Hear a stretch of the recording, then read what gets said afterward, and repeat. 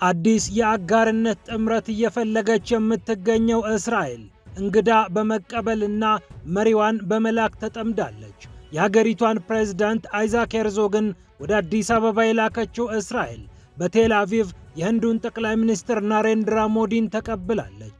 ኔታንያሁ ከዚያም ወዳጅ ለማፍራት እያደረጉት ያሉት ጥረት እስራኤልን በዲፕሎማሲያዊ ተግባራት ጠምዷታል። የእስራኤሉ ፕሬዝዳንት በአማርኛም ጭምር መልእክት አስተላልፈዋል። አዲሱን አሰላለፍ እንመለከተዋለን። ይህ እንደተጠበቀው ነው።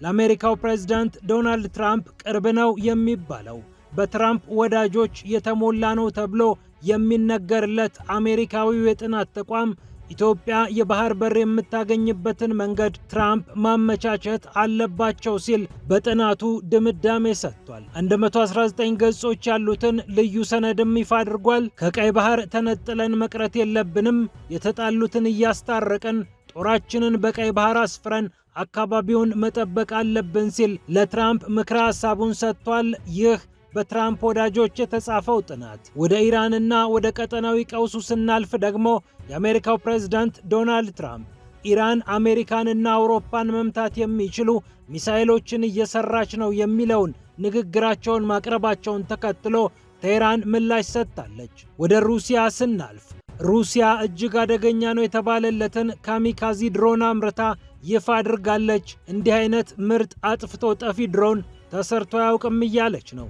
እንዲሁም በ10 ሚሊዮን ዶላሮች የሚያወጣው ኤፍ-16 የጦር ጀት በቱርክ ተከስክሶ መነጋገሪያ መሆኑን ቀጥሏል። ቱርክ ሄሊኮፕተርም ተዋጊ ጀቶችም ለጉድ እየተከሰከሱባት ነው። ጉዳዩ ምንድነው አስብሏል። ኤርዶዋንም የተከሰከሰውን ኤፍ-16 እና የሞተውን ሻለቃ አብራሪያቸውን በተመለከተ ምርመራ እንዲደረግ አዘዋል። ከቱርክ ጉዳይ ሳንወጣ ቱርክ በሶማሊያ እያደረገች ያለችው ነገር የሶማሊያን ዜጎችን ብቻ ሳይሆን ወታደራዊ አዛዦችንም ጭምር እያስቆጣ ነው ተብሏል። ለቱርክ ያደሩ የሶማሊያ ጦር አዛዦች ደግሞ ለቱርክ አልታዘዝም ያሉ የበታች ሹሞቻቸው ላይ እርምጃ እየወሰዱ ነው ተብሏል። ቱርክ ከሰሞኑ ይፋ ያደረገችው አንድ አሰራር የሶማሊያ ወታደሮችን ክፉኛ እንዳስቆጣ ነው የተሰማው። በሞቃዲሾ አዛዥና ናዛዥ ነች የምትባለው ሀገረ ቱርክ ሶማሊያን ለጉድ እየተጫነቻት ነው ተብሏል። ፒያሳ ኔትወርክን ስትከታተሉ ሁሉንም በጥልቀት ታገኛላችሁ። ፒያሳ ኔትወርክን ሰብስክራይብ፣ ላይክ እና ሼር በማድረግ የፈጣን የተአማኒና የጥልቅ ዘገባዎች ቤተሰብ ሁኑ ስንል በአክብሮት ጋብዘናል። አሁን ወደ ጉዳዮቻችን አለፍን።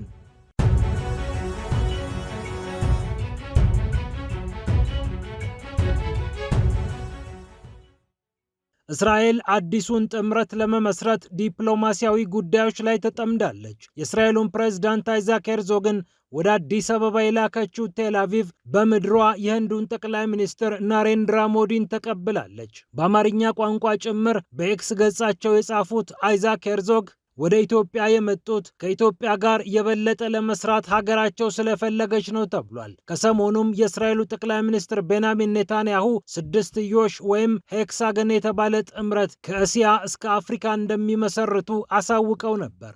የኢትዮጵያ ስም በዚህ ጥምረት ውስጥ በይፋ የተካተተ ነው ወይስ ያልተካተተ ነው የሚለው ጉዳይ ምላሽ ባያገኝም ኢትዮጵያ ግን ከእስራኤል ጋር ኢትዮጵያን የእስራኤል አጋር የማድረግ ስልት በኔታንያሁ መንግስት እንደተነደፈ በርካታ አመላካቾችን መጥቀስ ይቻላል። እስራኤል የተባበሩት አረብ ኤምሬትስን፣ ህንድን፣ ኢትዮጵያን፣ ሶማሌላንድን ጨምሮ ወደ አውሮፓ ደግሞ እንደ ግሪክ ካሉ ሀገራት ጋር ጠበቅ ያለ ወታደራዊ ግንኙነት መመስረት እንደምትፈልግም በርካታ ዘገባዎች አመላክተዋል። ወደ አዲስ አበባ የመጡት የሳውዲው የውጭ ጉዳይ ሚኒስትርም አንዴ ወደ ሩዋንዳ ሌላ ጊዜ ወደ ሱዳን ከሰሞኑ ብቻ መመላለሳቸው የቱርኩ ፕሬዝዳንት ረሲፕ ጣይብ ኤርዶዋንም ወደ አዲስ አበባ መምጣታቸውን ታሳቢ ስናደርግ እስራኤል፣ ቱርክና ሳውዲ አረቢያ እንዲሁም ግብፅ በአካባቢው ላይ ከፍተኛ ትኩረት አድርገው እየተተረማመሱ እንደሚገኙ ማስተዋል ይቻላል።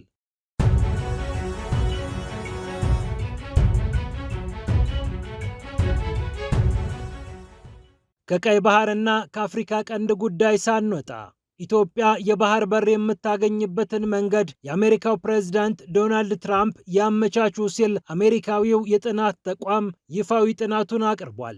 በሊያም ካር እና በማይክል ዲያንጀሎ የተጠናው 119 ገጾች ያሉት ጥናት በአፍሪካ ቀንድና በቀይ ባህር አካባቢ እየሆነ ያለውን ነገር በስፋት ይተነትናል። ሀገራቱ ያሉበት ውስጣዊና ውጫዊ ሁኔታ፣ የቀጠናው መካከለኛ አቅም ያላቸው ሀገራት ጣልቃ ገብነት፣ የውጭ ኃይሎች ፍላጎትና የአካባቢው ሰላምና መረጋጋት በጥናቱ በልዩ ሁኔታ ተተንትነዋል። ሊያም ካርና ማይክል ዲአንጀሎ እንዲህ ይላሉ። አካባቢው በሁለት ጎራ የተከፈለ ይመስላል። በአንድ ወገን እስራኤልና የተባበሩት አረብ ኤምሬትስ የሚመሩት ኢትዮጵያና ሶማሌላንድ የሚገኙበት አንድ ኃይል ያለ ሲሆን፣ በሌላ በኩል ግብፅ፣ ሳውዲ አረቢያ፣ ቱርክና ኳታር የሚገኙበት አሰላለፍ ይስተዋላል ይላል። ቀጠናው አሁን ባለበት መልኩ ከቀጠለ ከባድ ቀጠናዊ ጦርነት ሊከሰት ይችላል ብለው አጥኚዎቹ ለትራምፕ አስተዳደር ምክራቸውን ለግሰዋል። ይህ ከሆነ ደግሞ አሜሪካ ስትራቴጂያዊ ጥቅሞቿን ማስከበር ያስቸግራታል፣ የጸረ ሽብርተኝነት ስራዋን ለመስራት፣ በአካባቢው ያለውን ውሃ ለመቆጣጠር ያላትን ፍላጎት ያዳፍናል። ከምንም በላይ ደግሞ ኢራን በቀጠናው እንዳትፈነጭ ለማድረግ ግጭቶቹ ጋሬጣ መሆናቸው አይቀርም ተብሏል።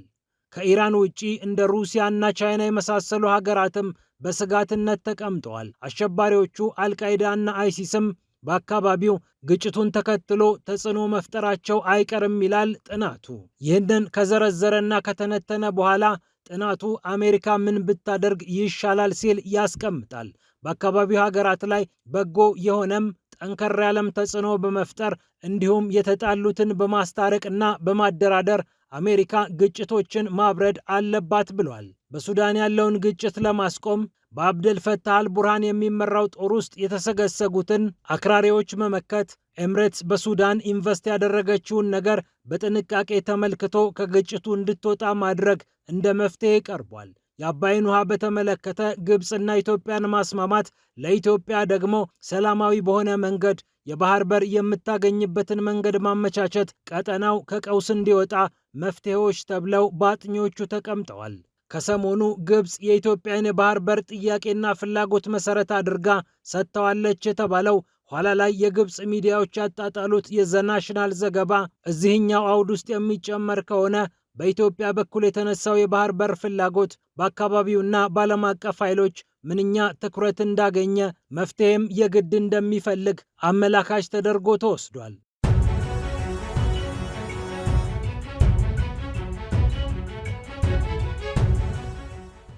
ወደ ኢራን ጉዳይ ስናልፍ ኢራን ለአሜሪካ ምላሽ ሰጥታታለች። የአሜሪካው ፕሬዝዳንት ዶናልድ ትራምፕ ኢራን አሜሪካንና አውሮፓን ማጥቃት የሚችሉ ሚሳኤሎችን እያበለጸገች ነው ብለው መናገራቸው ይታወሳል። ይህ ሁሉ ውሸት ነው አሉ የውጭ ጉዳይ ሚኒስቴር ቃል አቀባዩ ኢስማኤል ባጌ። በኤክስ ገጻቸው ላይ እንደጻፉት በኢራን የተፈጠረውን ሁከት እንዲሁም የኒውክሌር ፕሮግራምን በተመለከተ የሚወሩት ነገሮች ልክ እንደዚህኛው ሁሉ ውሸት ነው።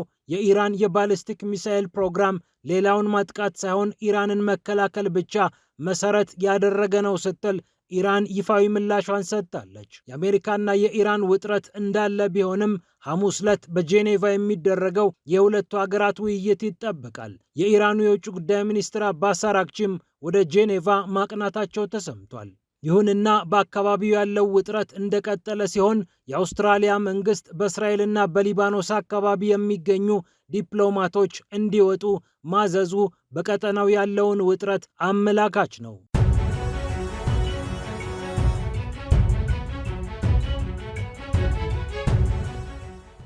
አሁን ደግሞ ወደ ሩሲያ ጉዳይ አለፍን።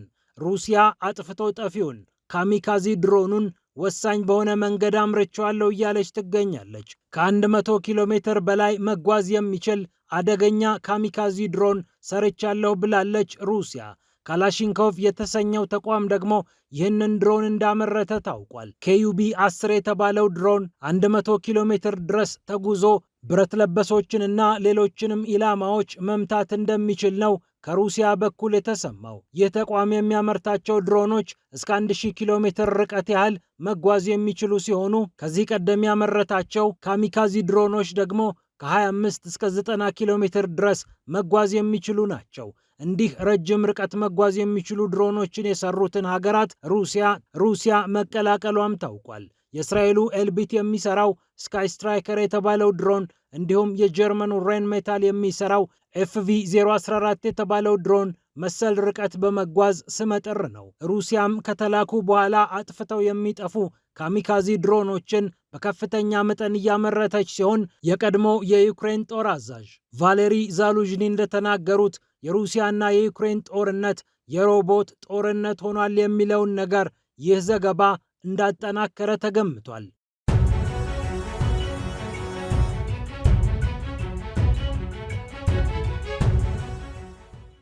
በሌላ በኩል ቱርክ ወሳኙ የጦር ጀት ተከስክሶባታል። ኤፍ-16 ተዋጊ ጀቷ በአውራ ጎዳና ተከስክሶ ዓለምን ጉድ እያስባለ ይገኛል።